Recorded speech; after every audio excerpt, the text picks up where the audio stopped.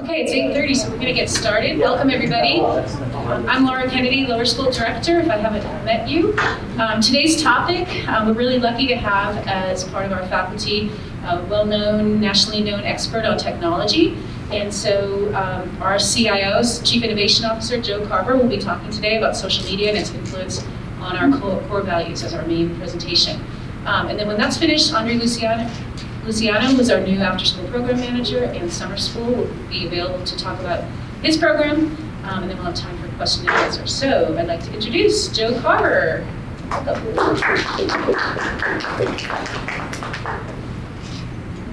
Is this picking me up? Can you hear me okay? Or? Now you can hear me, yes? Good morning. Morning. So if you'll indulge me for just a minute, we're going to start with just a video. Are there Tom Cruise fans in the audience? Dave Matthews fans? I am a fan of neither, which basically makes me a unicorn among men my age in the United States. But we're going to start with this. You know, I do all my own stunts, obviously. I also do my own music. I've got a sweet spot for a couple of artists, and people are surprised that I'm a big Dave Matthews guy.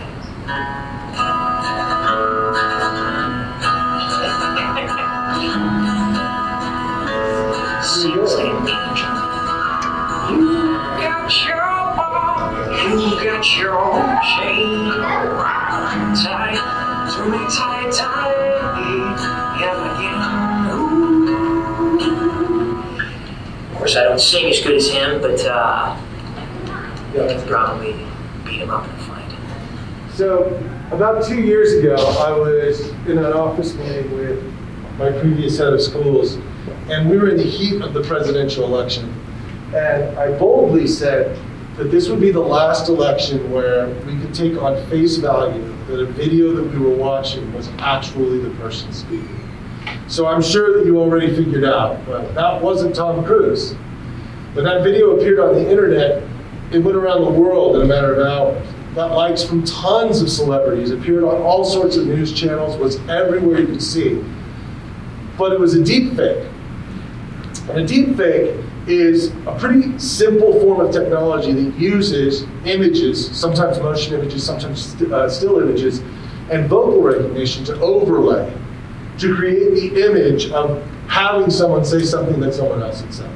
So a number of celebrities that knew Tom Cruise were shocked by this video because they weren't aware that he had that sweet, beautiful voice, those guitar skills, only to find out that someone with basically a laptop, not unlike the one that Ms. Kennedy has here, created that video. So when I was speaking to my head of schools, what I was trying to say was, imagine a scenario where the candidate, the senator of your choice, your favorite governor, you turned on your computer, you loaded the news, and you had a video of them saying something literally the opposite of what you would come to expect from them. I like to think that as adults, we would use all of our brain power to say, wait a minute, that doesn't seem right. Do some research and find out whether that's real or not. But we know already, based on the virality of that video, that most adults aren't going to do that. So take a second and imagine your 8-year-old confronted with a very similar situation. Whether it's a celebrity or their favorite athlete or even a teacher, the President of the United States, they get on their device and they see something that shocks them, but it's been liked 4 million times. It's been around the world already.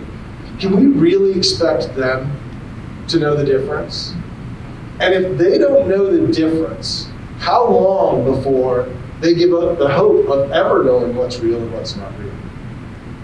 If that sounds like a pretty dark scenario, and I'm sure it does, we've seen this coming for years. And I've been giving these talks and having this conversation for years, literally almost a decade. And sometimes I feel a little bit like Chicken Little. The difference is, the sky has fallen a bunch of times, okay? The sky has fallen. It just hasn't been the sky that's affected our small circle, or our family, or our culture. But it's fallen all over the world, all because of a lack of attention to the way the technology has evolved and how it impacts us socially. So today I'm going to talk briefly about social media. One of the things that I really wanted to bring to the forefront of this conversation that we hadn't discussed last year was deep fakes. And the reason for that was because in our conversations, Ms. Kennedy's and mine, an emerging trend among the students in the lower school is the use of TikTok. How many of you are familiar with TikTok? Sure, right? Just about everyone. So it's become ubiquitous. And as you know, if you listen to the podcast with Mr. Orman, and we talked about it in our podcast about what a great tool it is for content creation. It's so simple for kids to express themselves artistically. They can sing, they can dance, they can move along to their favorite artists, all of those things. But the reality is it's also become this haven for things like this, deep fakes, and a number of other problematic things. And so that's going to be a recurring theme as we talk today, is that these tools that present themselves as one thing have what are external or externalities associated with them that are really dangerous. And if at the end of this conversation, what you take away from it is, that wasn't Tom Cruise. I need to dig a little deeper. If I see something and I think it's one thing, I need to dig a little deeper. That'll be enough. But the concern that I have is that after all of these years of having this conversation, I've seen minimal movement in terms of people understanding what they should and shouldn't allow their children to have access to. So we're going to talk a little bit about that. Before I go through the slides, I do want to say that this presentation in an earlier format is available through the school's YouTube channel. I did that one remotely because I was out of the state at the time, and I've updated it a bit, but some of this will be familiar. So again, this is just our goal setting. What I really want to talk about today, more specifically, is this goal point number 3. And the reason I'm skipping past 1 and 2 is because I found, and it has taken a long time, but I found that the people who show up for this conversation are almost never the people that need to hear this conversation. That's the challenge, right? If you're here, you're probably a little bit rattled about the way technology gets used in your children's lives. So it's not as helpful for me to scare the heck out of you, because you're probably just like me as a parent, already a little bit scared. So what I really want to focus on is that last part, embracing the responsibility of being a lifelong technology learner and a partner to our children's development. So to parse that, what do I mean by lifelong learner? Is a popular phrase in education. In this particular topic, the way I want you to think about it is, every day your child's device changes, okay? You add an application to it, it changes. The operating system updates, it changes, okay? The application that you had on there for months adds new functionality, it changes. It is functionally the equivalent of your child coming home every single day with a new friend.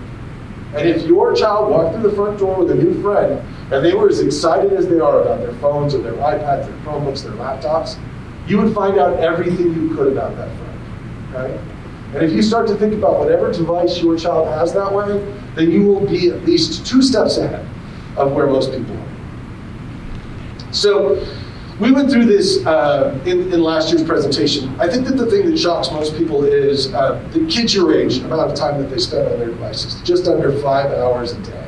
So the first reaction people have to that is to do this. Not mine, not my child. And I'm certain, you know your children far better than I do. These are obviously just national averages, but there are a couple of things that you need to keep in mind. When we talk about technology now, we're also talking about television, because almost everyone's television is a smart television, right?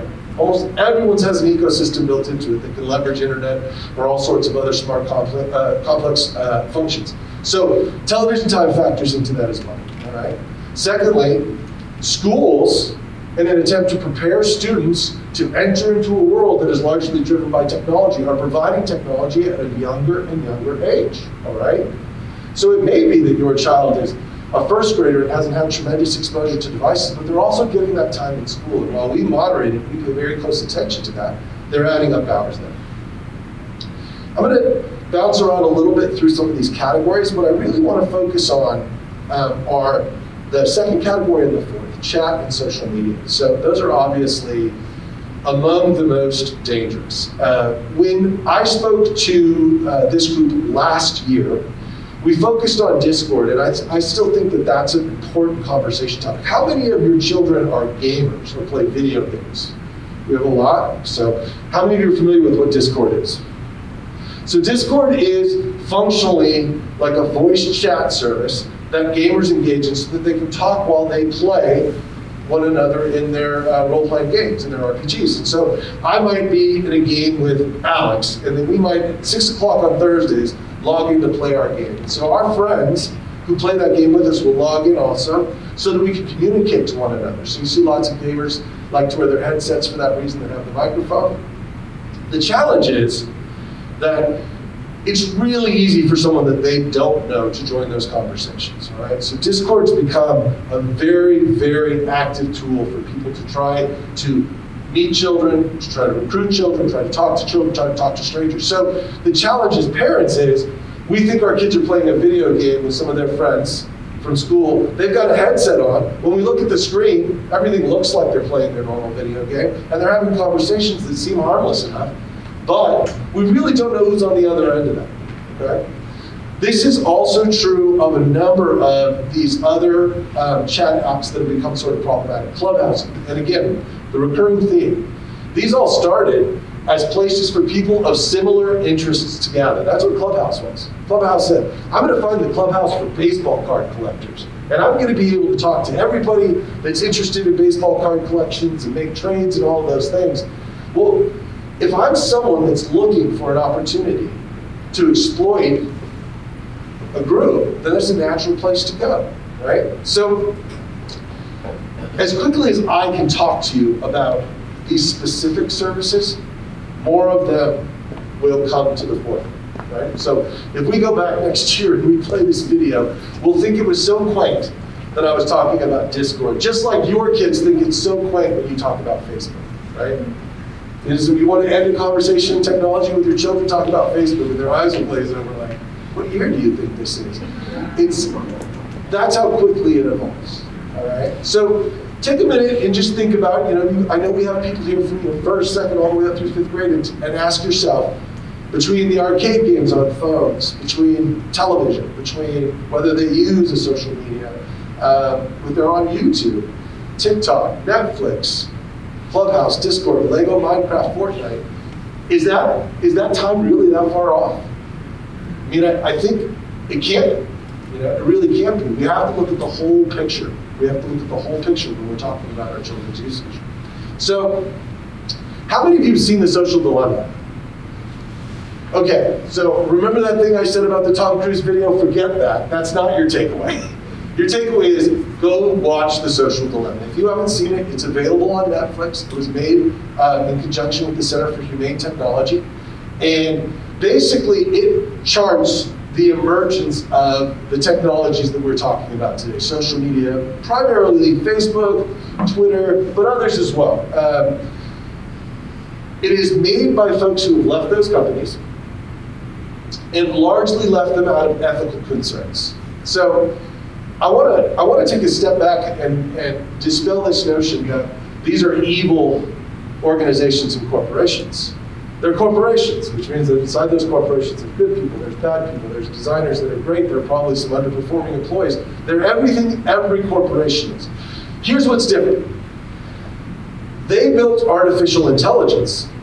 Okay, so they took a specific piece of artificial intelligence built to optimize the way that their platform would perform. So what is that? Okay, well, if it's Instagram, what do I do to drive interactions in Instagram? My job as an engineer is not to be an ethicist. My job is to figure out how do I keep eyes on this screen for as long as possible. I'm not thinking about, well, I'm concerned about, Mrs. Kennedy's second grader spending too much time on Instagram. I'm thinking the way that this company is going to monetize is by how much attention I can keep on my product, right? So too often we say, oh, well, they're bad or they're good. They're neither. The moment that artificial intelligence of those applications goes live, the moment it's launched out into the world, control over it is relatively minimal, right? It's built to optimize performance. It doesn't require human hands anymore. It's going to literally calculate, this is what people responded to, so let's amplify that. Perfect example of that, fake news. We've all seen stories, just like the Tom Cruise video. Why on earth would something that we would look at it on face and say, well, that can't be real, become viral so quickly when things that are really true news stories don't? Because they run these tools, Instagram, TikTok, all of them, they sort of run on the shock economy. So when you see something that's like, I've never seen that before, your first instinct is to share it with as many people as you can. If you had posted, it's 75 degrees in Las Vegas today, 10,000 people are not going to share that in the next 5 minutes, right? If you just go, that's well, okay, 75 seems reasonable. But if you posted, it's 10 degrees in Las Vegas today with pictures of 16 feet of snow, people share it. It runs on an outrage economy. That's not people making that choice. That's the artificial intelligence or the algorithm that says, wow, look at that. That story about all that snow in Las Vegas got shared 10,000 times. It amplifies, all right? So this quote from the Center for Humane Technology makes, I think, the most concise argument about what happened with social media. Under immense pressure to prioritize engagement and growth, technology platforms created a race for human attention that's unleashed invisible harms to society. And the thing about those harms is that we're still figuring out what they are. I spoke to Mr. Gregerson about this a number of times, and I said the thing that worries me about the conversations we have about social media is that we identify symptoms. So we say, oh, you know what's bad with social media is it encourages children to self-harm. And so what do we do as parents? Oh, we keep an eye out for that, right? We've got to watch to make sure that they're not self-harming. The thing about social media is it encourages children to, not eat healthy. Oh, we better watch our kids' diets. The thing that we need to be watching is the tool, because the symptoms change all of the time, because it's reacting to exactly what that AI tells it to amplify. So it might be that there are, months at a time where it amplifies stories that are self-harm stories. It might be that it amplifies for months at a time stories of, violence in a particular region. If we continue to respond to just those specific sets of symptoms, then we're not ever really addressing the root harm. The root harm is that there is an artificial intelligence platform that evolves that we can't catch up with, that is always going to be seeking ways to compete for our attention. So I'm going to go through this quickly for two reasons. One is because this is available, this piece of it is available already on YouTube, but also because what I've found in the past is that the parents that do show up to these have questions. And so I want to make sure that I have enough time if you do have questions. We posted last year a blog post on the school website, basically taking a stand that we thought was an ethical, important stand for the Meadows School, which was to say that we believe that parents who send their children to the Meadows School are asking us to build the core values that we've identified in our institution in their children. That's what you've said to us. We align with you, we agree with you, we expect your support in building this in our children. So what we decided to do is take the time to show how unfettered use of social media for your children doesn't align with those core values, which is really a long way of saying, if you're sending them to us, then what you really need to do is be paying attention to this too. So let's just go through them really quickly. Scholarship. I don't know a single parent who has a child at Meadows School who is not concerned about developing a scholar. But we know unequivocally, the scientific studies say that our ability, specific abilities like in arithmetic, our ability to focus and stay focused in reading are diminished after just 1 month of social media usage. They start to be able to track us losing skill after just 1 month. That's a trial period, right? 1 month. So we know from a scholarship standpoint, in the most simplest terms, it works against the work that we're all doing for our children. Character. This one is the most frightening of all of the ones that I think I have. 64% of active membership in extremist groups originated as social media suggestions.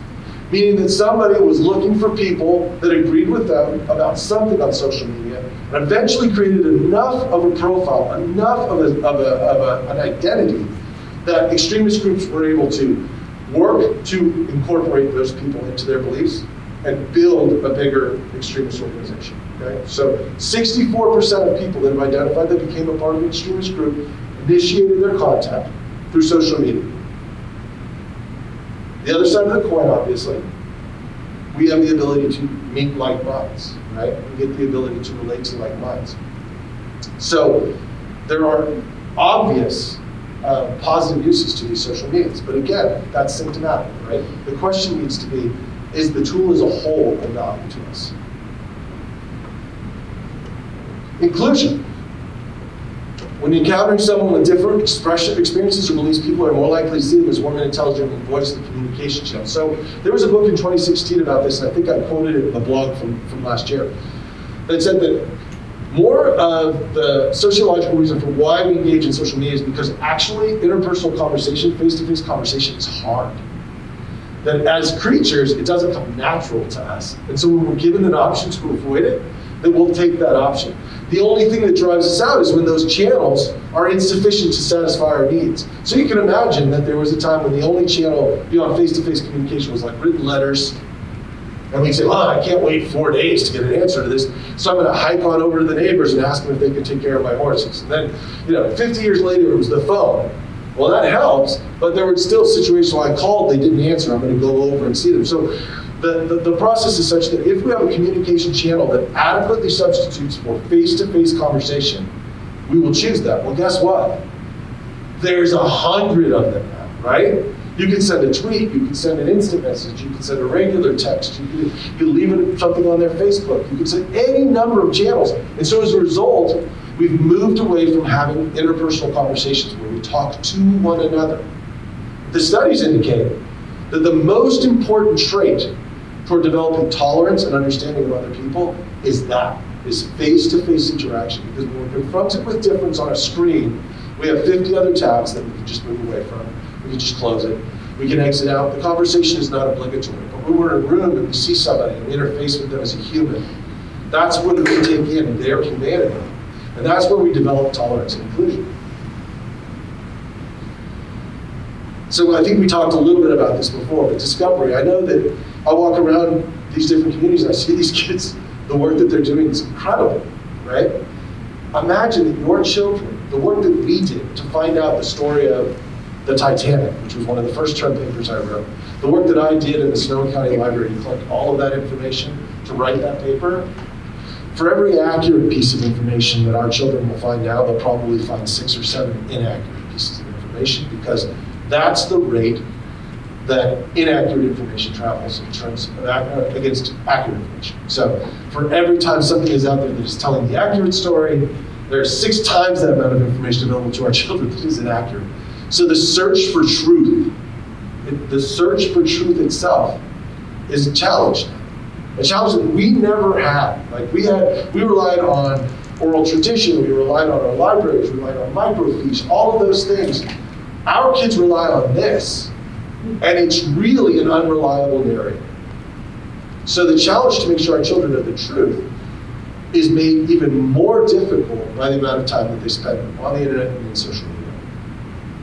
So I recommended a little bit earlier that you watch The Social Dilemma. I think that it does a really nice job of articulating some of this sort of symptom versus the disease conversation that I talked about. This podcast is hosted by the Center for Humane Technology, and they go through a lot of these topics as well. So I know some people that's a preferable way to digest information. To sum up what their sort of approach about this is, they share the criticisms that I'm sharing with you about social media, but at their core, what they're hoping to do to address it, what we're trying to do here as far as curriculum as well, is to start to develop ethical developers of technology, okay? So imagine that you have a child that takes a computer science class and they're learning to code. How much time do you think gets spent on conversations about why we should create this? Why write that code? What are the implications of that code? What are the externalities that would come as a result of that program? The Center for Humane Technologies is working to explore or to encourage schools, to add these components to their engineering classes, to their computer science classes. So the next generations of students, when they enter into the world, they're ethical designers. That they don't just think about optimization or how to make more money, but also they think about what are the external implications of what I'm building? How can it affect humanity? Can it make it better? What are the risks of it making it worse? These conversations that they have will be so helpful in you just understanding sort of the world that your children are entering into for technology. I have a bunch of other resources here, and I will happily share these slides. I think that the last time we did this, they put a link to the slides up on the website. You can just download them, but these are all helpful when it comes to managing devices in the home, setting the right sort of restrictions on your devices, and I'm happy to talk to anyone about those. And that's really, like I said, I wanted to keep it as quick as I could so I could save a few minutes for questions. There's usually questions about how do I manage it in my house, or what are the, what's the best device or anything. So anything, I'm available to answer a few questions before I think we have about 5 more minutes. Okay, so can I answer any questions? Yes? I'm very tech unsavvy. Okay. I know in certain games there are age restrictions. I know that TikTok, like my 7th grader tries to watch it. Are there age restrictions for everything? So yes, there are age recommendations. It doesn't mean that your child on that particular application will see only things from those age recommendations. Absolutely not. Because just as we talked about the way the AI optimizes these things, it's also, creators are always optimizing ways to reach your device around whatever you've built, right? So the walled garden, the notion of a walled garden, and home devices, all changes once you download an application, okay? Because now it's up to those app developers and how attentive they are to maintaining what their standards are, and you've got all of these people working to just try to find ways to breach. We just had this conversation just yesterday about someone that not a frequent user of TikTok got it just to lock up the use of their name so they couldn't be used by someone else, and received a number of inappropriate TikToks regardless, almost immediately. And I won't go into detail about it, but it was obviously something you would want your child to receive. And Mr. Gregerson's referred to me in this topic as a zealot before, and I'm starting to wear that a little bit as a crown, but the honest, most simple answer is just TikTok is not something our children should be using. It's just fundamentally the disadvantages and the risks far outweigh the advantages. And we haven't even gotten into the identity piece of it and what that company's MO is and what they're actually trying to do with the data collection pieces, which is a whole other hour. You don't want to hear it. but yeah, I feel very comfortable saying that your children should not have those accounts. So what should our kids have? Okay, that's a great question. And it's different for every family, right? And I confront it. I have a child that is on the autism spectrum, and then I have a child that is really sneaky. And I have to deal with very different sorts of, okay, that works and that doesn't. So what I will say is, it's important to know that your children can have a device and not have a browser, right? So if your child needs a phone, because this is how you reach your child, you need to be able to say, I'm out in front of school. They can have a phone without a web browser. You can remove the web browser so that they can't search the web. You can have a phone that only allows educational apps. You can have a phone that's managed only. So in my home, my son has an iPad and he has a Mac because he's a content creator. He likes to make movies. That's one of the things he does. And we need to keep him engaged as much as possible. But they're monitored. I am in my family Apple ID, so I know exactly what is installed. Nothing gets installed without me receiving a notification. And I'm much more restrictive about the sort of casual use by my daughter because she is a limits explorer. She's going to try to go wherever she thinks that she's not supposed to go. That's what she does. So I think that it's about that first.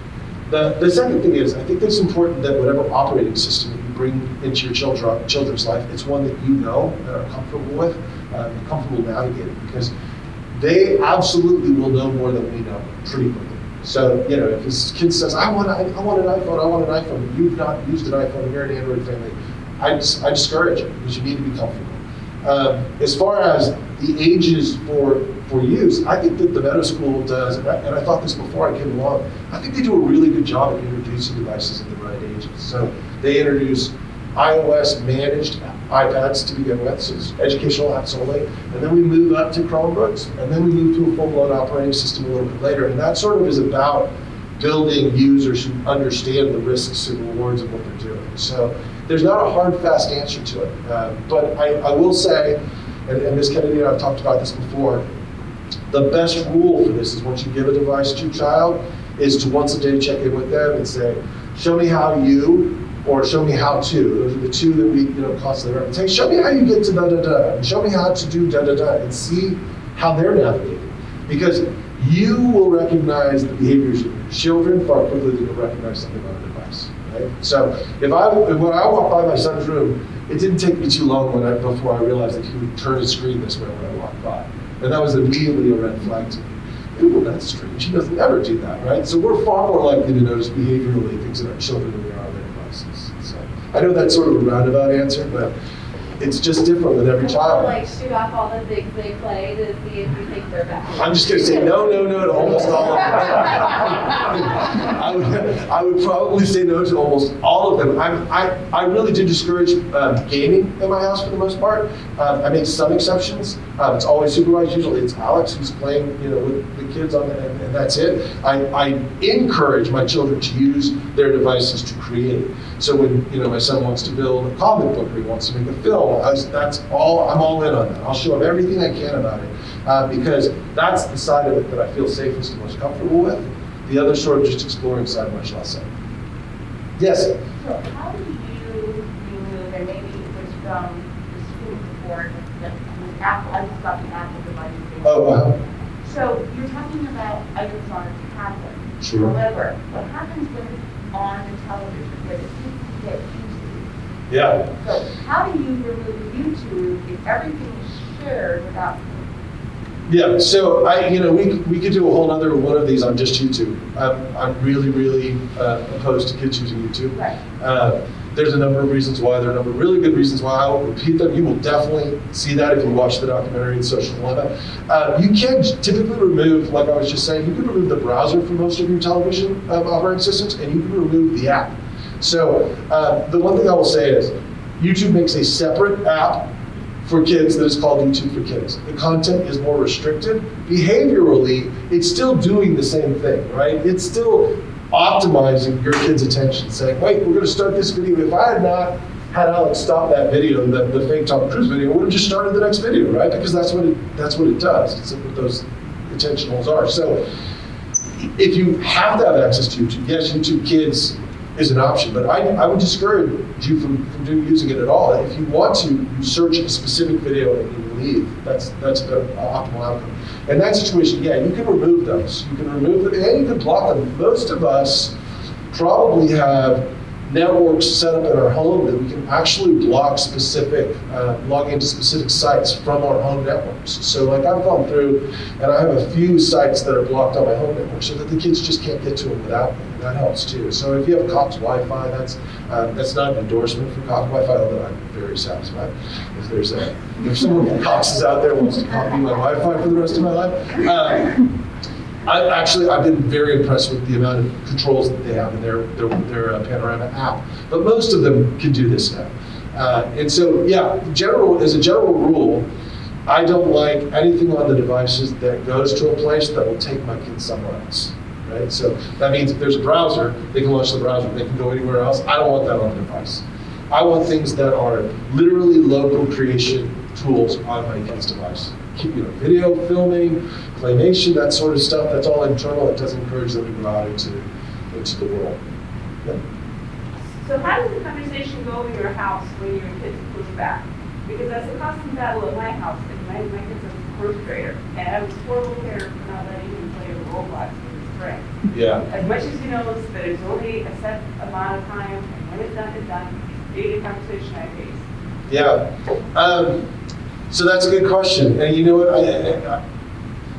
I'm sympathetic to that, even though I might seem unsympathetic, because the hard, fast answer is like, well, they probably didn't buy that device. They're probably not paying for the power. They have every right to just say, be unhappy. It's my job to do the right by you. But at the end of the day, we're also trying to teach our children how and why, right? So in my house, those conversations are obviously probably a little different than yours because this is what I do. So my daughter just knows that she's going to pout for a while and it's not going to be worth much for her, I do think that for parents who think that, it's too early for me to have the conversations with my children about what this does to their brains or what this does, it's not too early if it's doing it, right? So I'm a big fan of over-communicating. I will sit and talk to my 7-year-old about why YouTube is dangerous for her and what it does to her brain. And honestly, I think children's predisposition is to be very protective of themselves. So when she heard, well, what do you mean it changes the way my brain works? That was alarming to her. I feel like some combination of remembering that we're the adults in the room, along with sharing information. And the example that comes to mind is I remember when I turned 16, and I don't know if this is everyone's experience, but in my family, it was a huge deal to turn 16 because you got your driver's license right away, and then you drove right away. I got my driver's license, but we couldn't reach our insurance agent. To me, no big deal. What's going to happen? I'll drive down the road. Up to my dad, you're not leaving the driveway until we've made the call and gotten through. And it seemed really annoying to me. It seemed like it was just this unnecessary adult thing he was doing. But I realize now that he was protecting me, right? And he was obviously protecting whatever we had. And it meant that I didn't get to drive until we got through. And I'm okay, I survived. But I think that sometimes we do have to remember that it's too much to expect them to fully grasp it, and maybe they're going to be upset for a little bit. I know that it's also a challenge because everybody's family's different. I get every day, well, so-and-so got to see this, so-and-so, the grandson's got to see this R-rated movie, why can't I? So I'm comfortable having the conversations that, your mom and I have had conversations about what we're comfortable with and what we're not. And this is what it is, and this is the why. And if there's still pushback after that, I guess I get to live with being the bad guy. My dad was the bad guy more often than not, and he was great, so. So I noticed early on when my kids were young too, that they would just become addicted to their tablets, kindergarten, first grade, so I took everything away. So we have no gaming, no tablets, no computers, nothing in our house. So my question is, obviously they get upset if their kids are playing Roblox or whatever, and if you go on a trip or something, you just have a tablet on the airplane, whatever. But do you think they'll be at a disadvantage because the world is moving so far to this internet? That's such a great question. They go outside, they play. So, I will say two things. First of all, I think what you did is great. It was painful. I can only imagine how painful it was. Secondly, I want to say that I feel like one of the things that's helped with that with my kids is to really encourage that face-to-face. You know what? That's fine. Oh, so-and-so gets, well, no, let's call them. Let's call them and have a play date. If this is about being able to associate with so-and-so, let's make that happen, right? I want to help that process go along. The interesting part of your question is, are they at a disadvantage? And honestly, there are far brighter people than me that are weighing that question. I will tell you what I think. And I think no, and this is the reason why. There are two things. One is, we are approaching a reckoning, okay? Governments are considering ways to regulate these programs, these social media tools. They're considering ways to tax them. They're considering ways to limit the way that they create virality. There are campaigns going on all over to deal with this, much like, you probably heard when they had the Facebook files in New York Times, whatever it was last fall. They kept referring to it as being their cigarette moment, or their smoking moment. That moment when sort of society was like, okay, probably don't need ashtrays in high schools anymore. We know enough to know this isn't good. And that's where we are now with social media, okay? So if you could see the Senate hearings from 2 years ago and the Senate hearings from this year, the questions that got asked, you would think, oh, okay, we're making progress because our representatives are asking pertinent and relevant questions that are getting to the point of what the issue is. Whereas 2 years ago, they didn't understand how these companies make money. They couldn't understand how you could make money without charging for your usage. So they've come a long way.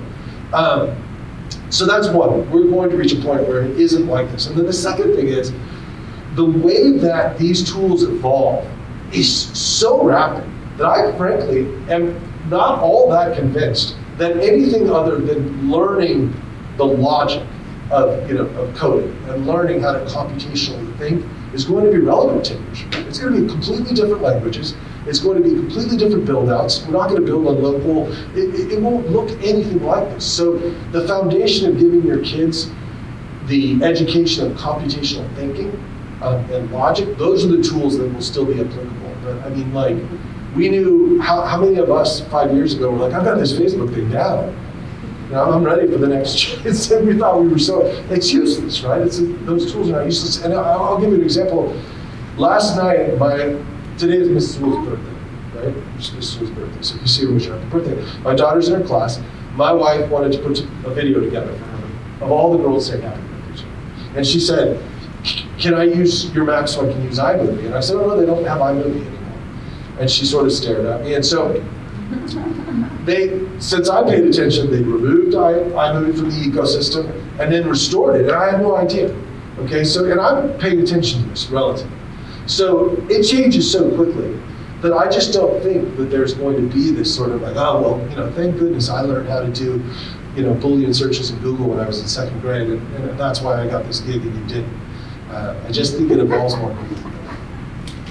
Yes? How do we get a better understanding of how much time our kids are using these devices during the school day so that we can sort of factor that into their overall usage? Because I'm more in this on where the devices are only handed out on special occasions, with the exception of my fourth grader seems to need to use my fourth grader for educational purposes. Mm-hmm. And I don't like my kids on these things. I don't want them to use it, but there are times where they have to use it.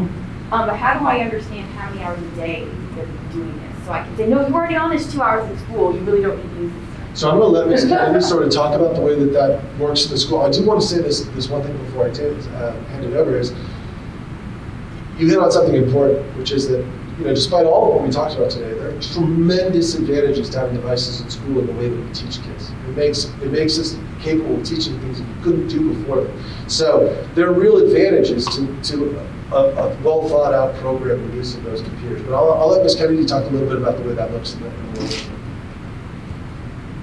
Yes, that's kind of a hard question to answer though, because it really changes by grade level, it changes by topic of study, of unit, it changes by the week, really. So I think starting with your classroom teacher and just kind of inquiring about that, like what does it look like on a daily basis, on a weekly basis. But we really do try to take a global look at it, as a faculty, talking about it at faculty meetings and things like that, that we don't go too far in one direction.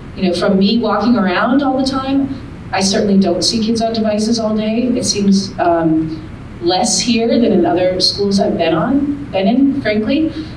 It does increase a little bit in the upper grades, but I don't think it's something that is constant at all. So it seems very reasonable, but we do have those conversations. So. Any other final questions for Joe before we turn it over to Thank you. the next topic? Thank you so much, so important. And now I'm just going to ask Andre Luciano briefly to come up and introduce himself. He started with us about a month ago, running our after-school program and our summer program. So he's just going to talk a little bit about that. Good morning. How is everybody doing after that? I'm like, wow. I'm going to give you a little bit of my background. Some of you guys will know me as Mr. L, that's what the kids call me. Some of you will know me as the carpool guy, in terms of carpool line, and then also as Mr. Luciano. My background is I used to work as a college athlete, and then I was a college coach for 27 years. Worked at the Division I level as a college soccer coach. And I was going to start speaking about MAPS, but I'm going to kind of jump on what Joe said to start off. What got me out of college coaching was this. And this is why. In 2008, Apple launched the iPhone. And in 2008, that's when I saw kids changing in college. What I loved about being a coach was my interaction with the student athletes, my ability to spend time with them, help them navigate life. And in 2008, when Apple launched the iPhone, all these applications started, kids started changing. And players started changing. And those bus trips where kids were talking to each other on the bus, now became trips where they had their hoodies on and their heads are down and their headphones were on, and they stopped communicating with each other. And what was special about what I did for a living for 27 years and what helped change my life, those interactions changed, completely changed.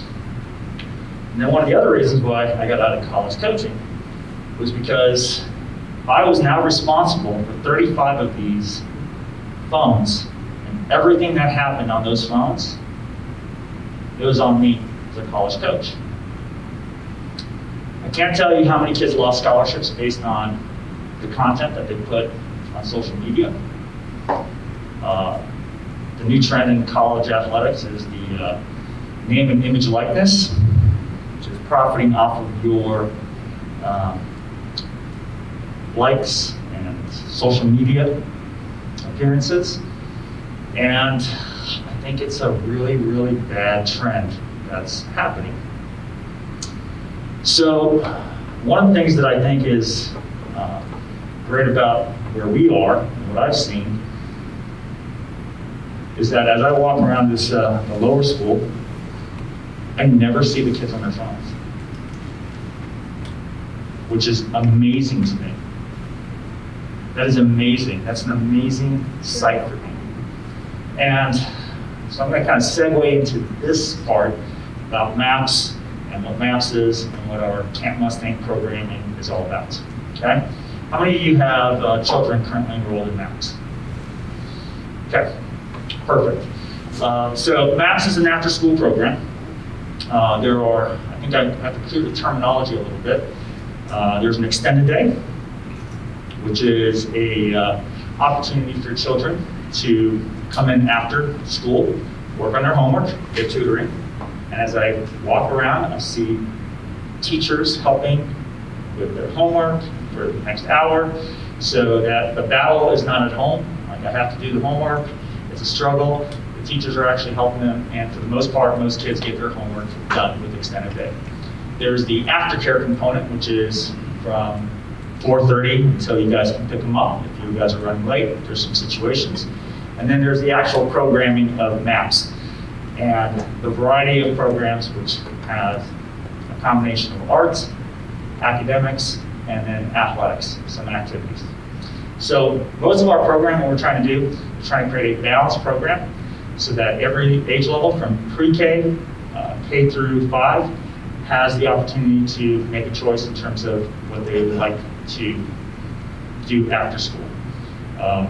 We are currently in the process of creating our next trimester programming. Monday through Friday, probably have about 10, 12 different programs set up. So the balance would be some academics, some athletics, and also some arts every single day. Okay? How many of you have enrolled in the Camp Mustang in the past? Okay, so this is for me is going to be my bread and butter. This is the thing I'm taking on right now. I know in the past we've had some different ways to do the camps.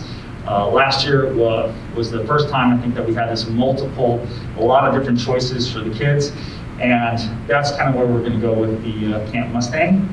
For this year, I believe that we're trying to have a launch by March 5th. That's the goal, by March 5th, have all the programming set aside. And the way that Camp Mustang will be done will be like last year, where you have a choice of a half day or full day programming. Half day being from 9 a.m. till 12. And then the full day, if you wanted to do that, you can always go through 3:30 or a 12:30 to 3:30 program. Does that make sense to everybody? We're going to try to do a great balance of a lot of choices in terms of the academic side. We'll have choices in terms of the arts, and we'll also have some choices in programs with athletics. My goal for Camp Mustang is for kids to come out of here and have some fun as well, in everything that they do. I think that being a kid is really, there's studies that show that if you're able to find joy in whatever you do, you're going to be a lot better in whatever you are doing, correct? So my goal for Camp Mustang is for your kids to want to come back the following year. That's the goal, every single year. My primary objective is asking questions. What do kids like to do? What do they want to do? And so the spectrum is going to be all the way from doing some art projects to doing some athletics, and then also we're trying to really increase our STEM programming as well as the STEM offerings. Now, Joe has terrified me now in terms of technology and the coding aspect of things, but I'm looking forward to trying to continue developing that, getting to know a little bit more about the programming, and kind of go from there. Any questions so far, or anything in regards to Camp Mustang or MAPS? Yes, sir. Do you think that the group sizes will be the say what the council size? I think the goal is to keep it manageable, 15-to-1 ratio. I think that's the goal, is a 15-to-1 ratio of an actual instructor and then also having a counselor on board as well. And the counselors are typically going to be kids from the upper school and also from the middle school. I think that interaction is going to be really, really important. It gives them a little bit of some peer mentoring, but also the interconnectivity with the other parts of campus, and kind of try to create that little bit more of the family atmosphere. But 15-to-1 is the ideal ratio. I think as a max, I think anything more becomes a little bit more unmanageable. Yes? So if you have a rising ninth grader, and they're interested in helping out with like sports camp, something like that, how would you let them know? Just an email or, reach out? I think the way it's going to be recommended, right? Actually, we're going to send a survey out who is interested in doing this, and then we're going to go with recommendations as well. It has to be a good fit. That person has to be reliable. They have to understand that this is a job, and that the mentoring has to be correct. There's going to be some instruction in terms of what they want to, what we're going to want from them. And there's a huge amount of responsibility that's going to be taken in that aspect. But absolutely, we're going to send a survey out, and we're going to have to reach out to some people, and then have them connect with us. And then the other thing is also availability. Yes?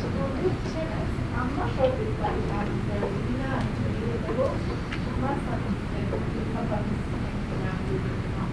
So the question was regarding tennis. What is the programming going to be like for tennis? There will be a beginner, there will be an intermediate, and we also have an early morning session, and then also an evening session. So there will always be a session or a choice for your child, whatever the level is. We'll always have something for them. Does that answer? Yes. How old is your child? He's 20, he's 7? Okay. Okay.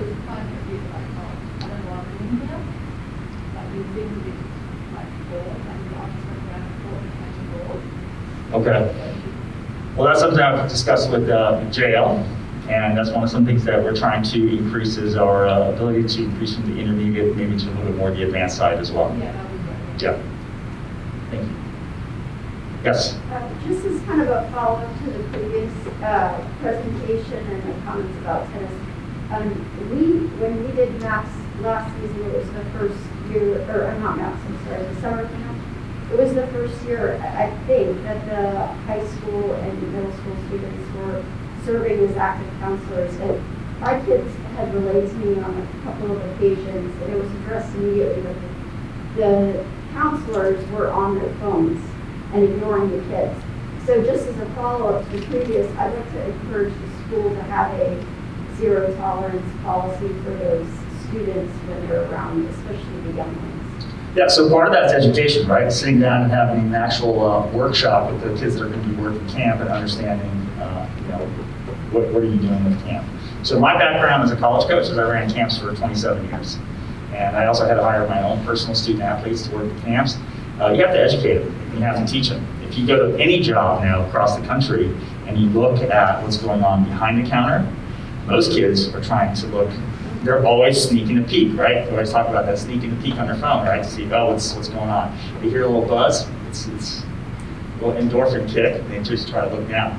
So I really have to get on that in terms of the education aspect. That's why we're sending out a survey, and that's why we have to have recommendations in terms of who are students that can actually do this and take this as a job, not just, hey, it's something I'm doing and I'm just here. So part of that is us educating them in terms of what's acceptable behavior and what's not acceptable behavior.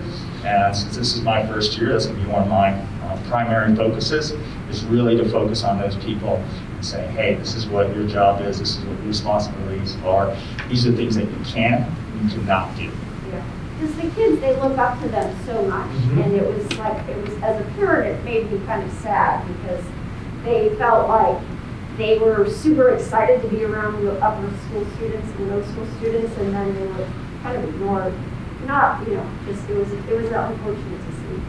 So I appreciate that. Yep, for sure, we're going to address that. Yes? My daughter's been ever since the first started. I think a last year was the first year that we brought a diversification, which was great. And she even looked at me yesterday and said, I want to do camp again. It's about at 5 and but there were certain weeks last year that it kind of wasn't as fun because things were taken away. The proper structures weren't available during that week. And I think, I don't know how you would do that, but maybe look at the enrollment on what are the popular so-called activities or arts or whatnot to be able to offer it more. And then maybe even find out with these kids, what are they going to do? Well, that's been my job. I've been walking around every day and just getting to know the kids and asking like, hey, did you go to camp last year? What do you like to do? And just asking these questions. Part of it is I can create content. That's not a problem. Content is not an issue. I can sit down, have a survey, and you can tell me exactly what you want. I can put the Cheesecake Factory menu of camp items, right? And you can go there and you're like, oh, there's a lot of stuff here. It must be a really good thing. But the quality is going to be a little bit less, right? If we do too much. And so my job is, number one, is to create content, ask a survey, who wants to teach, first of all. That's the key, is trying to get, so our timeline is going to be a little bit tighter. It's not going to be 10 weeks. It's going to be 8 weeks. So June 6th will be the start, all the way through July 29th, I believe. And it's going to be a concurrent 8-week continuous camp. So I'm trying to create content. I'm trying to find instructors.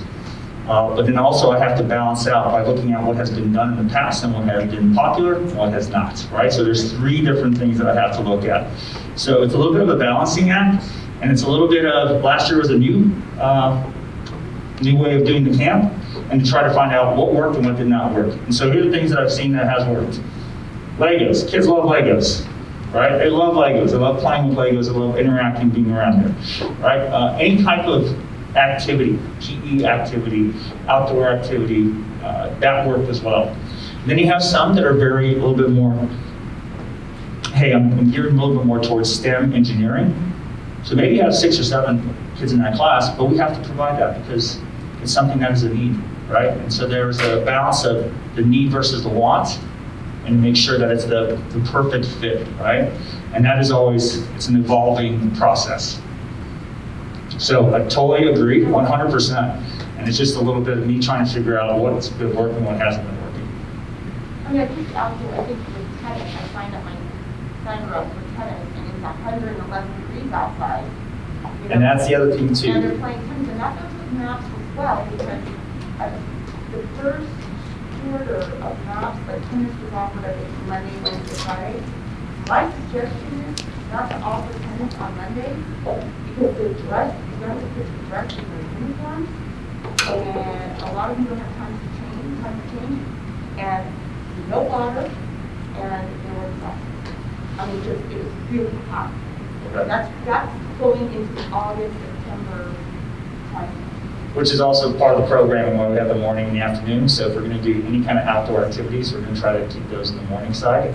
And in the afternoon, we have to also address the fact that, what kind of gym space do we have, what kind of open space do we have. So there's a little bit of a balance with that. Thank you. Thank you, Andre. And if you have any specifics for him, be happy. Thank you.